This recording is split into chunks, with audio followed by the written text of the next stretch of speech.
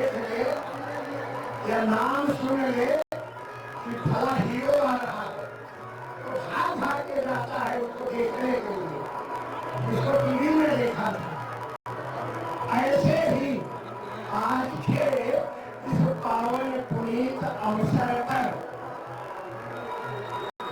तमाम हीरो जिनको मैं मोबाइल के माध्यम से,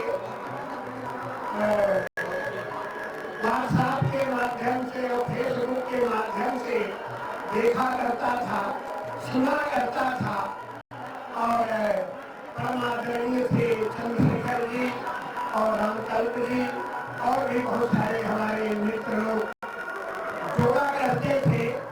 उन सब विभूतियों को एक साथ ही सुमंत पर देख करके मैं बहुत ही अभिभूत हूँ और अपने को धन्य धन्य मान रहा हूँ। बहुत बार आदरणीय जी को देखा, आपको देखा, आपको भी देखा टीवी के माध्यम से, मैंने मोबाइल के माध्यम से। तो सबसे पहले मैं तो उस महानुभाव को अनंत कोटि धन्यवाद देना चाहूंगा जिन्होंने मीडिया के माध्यम से ही सही इन महाभूतियों को एक साथ जोड़ा। विश्व वैदिक धर्म संघ ये जोड़ने का काम कर रहा है, नहीं तो कहाँ महाराष्ट्र, कहाँ गुजरात, कहाँ मिथिला। मिथिला को आप लोग अन्यथा ना ले तो मैं मिथिला की धरती को बार बार प्रणाम करता हूँ, क्योंकि वहाँ एक से एक उद्भट विद्वान जन्म लेते हैं, उद्भूत होते हैं। अब ठीक है जैसे भी हो, और आपको मैं पहले अपना परिचय दे दूं। मेरा जन्म स्थान अवध क्षेत्र है और मेरा कर्म क्षेत्र यहीं पर है, प्रयागराज ही है। यहीं से मैंने मध्यमा शास्त्री का आचार्य PhD BA सारी पढ़ाई किया, और ये वेदांत देशी जहाँ हम बैठे हुए हैं ये मेरा बहुत पुराना परिचित है, बहुत बार यहाँ आया। और बगल में देखो विधान शास्त्री जी महंत है इसमें विद्वान जी के, वो भी हमारे साथ पढ़ते थे। जगत गुरु भास्कर जी जिनका नाम आप सब जानते हैं, वो भी हमारे साथ ही पढ़ते थे, एक वर्ष आगे थे। और जब यहाँ मेरी पूरी पढ़ाई पूरी हो गई तो फिर महाराष्ट्र गया और वहाँ नौकरी कर लिया। 28 वर्ष तक सेवा कार्य किया, विद्यालय में प्राध्यापक था। अभी रिटायर हो गया। जिस दिन रिटायर हुआ उस दिन से फिर से भूमि को पकड़ लिया और कल्पवास चल रहा है। हर वर्ष जो है 1 महीने का कल्पवास यहाँ पर चलता है।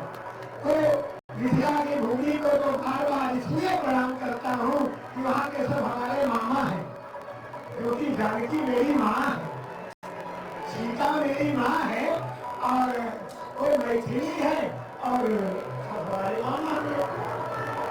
अभी आपको बताऊं 3-4 दिन पहले शायद भाई चंद्रशेखर जी का या रामचंद्र उपाध्याय जी का मेरे पास फोन आया। उस समय मैं राघवाचार्य जी को सुन रहा था, तो मैं उनसे बोला भैया मैं भी आपका कोई हेल्प नहीं कर पाऊंगा, मैं तैयार आ रही हूँ। मैं बोला शायद मोबाइल को कुछ बोलने के लिए कोई टॉपिक दे रहे होंगे, तो बोले हम लोग भी प्रयागराज आ रहे हैं। तो बहुत अच्छी बात है। तो मेरा सौभाग्य तो तब जगा जब आपने ये वेद नीति बोले कि जो मैंने बताया था कि कौन है, बोले जो आप बता रहे थे उनका सम्मेलन वेदांत के सीखने हो रहा।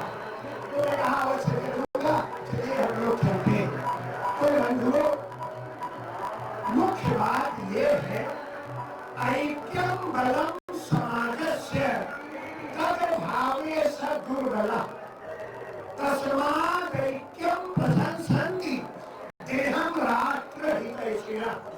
जो राष्ट्र के सच्चे हितैषी होते हैं, जो देश के सच्चे हितैषी होते हैं, जो धर्म के सच्चे हितैषी होते हैं, वे अपने परिवार का, अपने समाज का सर्वस्व त्याग करते हुए भी राष्ट्र कल्याण के लिए हमेशा झुके रहते हैं। और इन्हीं ने हमारे विश्व वैदिक धर्म संघ के संस्थापक, अध्यक्ष, उपाध्यक्ष, जो भी महानुभाव है, करते हैं। इनको आप साधारण मनुष्य न समझिए। पढ़े लिख करके विद्वान हो गए, खर्चा चल रहा है, क्या जरूरत है समाज से, जैसे आज के बड़े बड़े तथाकथित विद्वान कर रहे हैं। लेकिन इन महानुभावों में नहीं नहीं, समाज लगेगा, देश लगेगा, विश्व लगेगा तो धर्म की रक्षा होगी। धर्मो रक्षति रक्षिता। धर्म की रक्षा के लिए, समाज की रक्षा के लिए अपना सर्वस्व त्याग करके भी लगे हुए हैं। ऐसे इसलिए इनकी अंतरात्मा में विराजमान परमात्मा को हम लोग अनंत कोटि नमस्कार अर्पण करते हैं और सदा सर्वदा अन्वय नतमस्तक रहते हैं। अब मुख्य बात यह है कि हमारा धर्म कैसे बचेगा।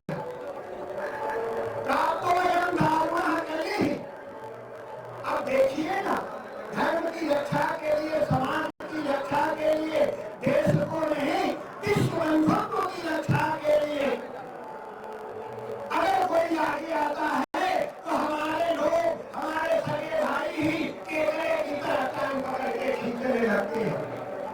देखिए, कोई 20 पार्टी बना लिया, कोई 50 पार्टी बना लिया और कहीं न कहीं से विरोध का स्वर भागना होता है। नहीं, यहाँ पूरी तरह से प्रतिबंध होना चाहिए। हमें अपना नुकसान करके समाज के लिए, देश के लिए सदा सर्वदा राष्ट्रीय जागृयाम वयम, राष्ट्र के लिए जागृत रहना चाहिए, धर्म के लिए जागृत रहना चाहिए और जितना हो सके मान्यवर बचाने का प्रयास करते हैं। आप देखिए, जहाँ भी आपको गरीबों की बस्ती मिलेगी, क्रिश्चियन मिशनरियां वहाँ अपना झंडा गाड़ेंगे। आज रोहिंग्या से और भी विदेशों से तरह तरह के मिठाई आकर के हाथ में रक्षा बांध के, गले में माला पहन के, चंदन लगा के घरों घरों में नौकर का भी काम करते हैं। बहुत सजग रहना है, सावधान रहना है, हमें किसी भी काम से मुंह नहीं मोड़ना। आप देखते हैं, आपका प्रधानमंत्री भी कार्य करने वाले का पैर धोता है।